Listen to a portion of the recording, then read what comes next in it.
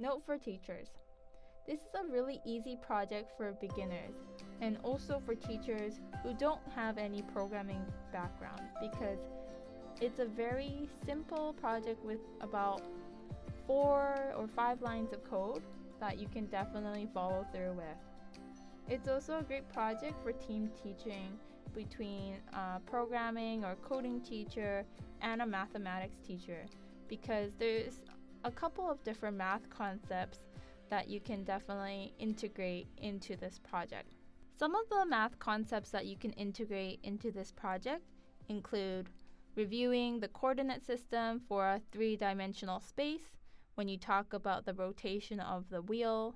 You can look at decay models and functions when the wheel is slowing down. You can also discuss probability of landing on a particular color of the wheel and compare probability between wheel 1 and wheel 2. You can even integrate problem-solving skills by creating a scenario. For example, you could say, Ottiya is a company that is wanting to change the logo color. Initially it was white, but now they are considering different types of colors such as pink, orange, yellow, green, blue, and purple.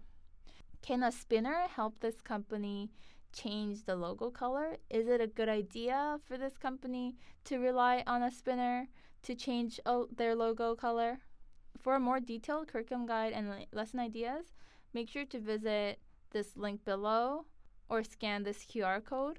And if you're already on the site, we hope all of the other resources are helpful for you. If you have any questions or suggestions, please feel free to comment below.